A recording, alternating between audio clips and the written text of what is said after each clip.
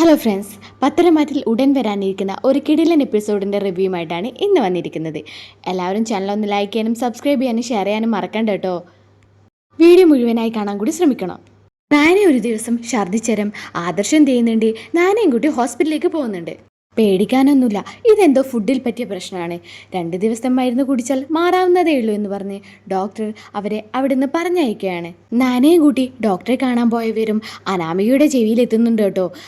ഇത് കേട്ട ഉടൻ തന്നെ ജലജയോട് അനാമിക ചോദിക്കാണ്, ഇനി അവൾ പ്രഗ്നൻ്റ് വല്ലതും ആയിരിക്കുമോ? അപ്പം തന്നെ ജലജ പറയുന്നുണ്ട്, അതാ മോളെ എൻ്റെ ഒരു പേടി. അങ്ങനെയാണെങ്കിൽ എല്ലാ സ്വത്തുക്കളും അച്ഛൻ അവളെയും അവളെ കുഞ്ഞിൻ്റെ പേരിലും എഴുതി വെക്കില്ലേ?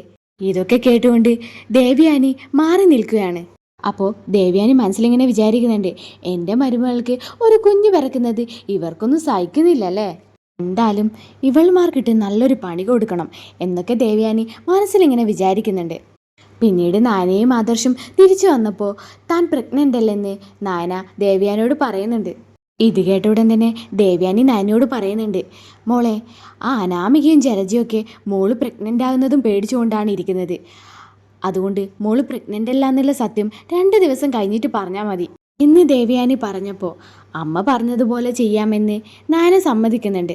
അങ്ങനെ ദേവയാനിയും നായനയും അവരുടെ മുന്നിൽ അഭിനയിക്കുകയാണ്. ദേവയാനി എന്ത് ചെയ്ത് നേരെ ചെന്ന് അനാമികയുടെയും ജലജയുടെയും മുന്നിൽ വെച്ച് പറയാണ് കേട്ടോ, അനാമികെ, നീ അറിഞ്ഞില്ലേ, ഞാനൊരു മുത്തശ്ശിയാവാൻ പോവുകയാണ്. ഇത് കേട്ടപ്പോൾ ജലജയും അനാമികയും അങ്ങ് തരിച്ച് നിന്നുപോയി. ഇത് കേട്ട ഉടൻ തന്നെ അനാമിക മനസ്സിൽ വിചാരിക്കുന്നുണ്ട്, അപ്പോൾ അതും സംഭവിച്ചു. കേൾക്കാൻ പാടില്ലാത്തത് ഞാൻ കേട്ടു, ഇനി ഞാൻ എന്ത് ചെയ്യും എന്ന് മനസ്സിൽ വിചാരിക്കുകയാണ് അനാമിക. ഈ സമയത്ത് ദേവയാനി അനാമികയോട് ചോദിക്കുന്നുണ്ട്, അല്ല അനാമിക മോൾ എന്താ ഈ ആലോചിക്കുന്നത്? ഇനി നാനമോളുടെ കാര്യത്തിൽ ഒരു പ്രത്യേക ശ്രദ്ധ കൊടുക്കേണ്ട സമയമാണ്.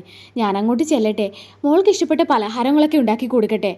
ഇതൊക്കെ കേട്ട് അനാമിക സങ്കടം സഹിക്കാൻ വയ്യാതെ സ്വന്തം റൂമിലേക്ക് ഓടിപ്പോവാണ് കേട്ടോ.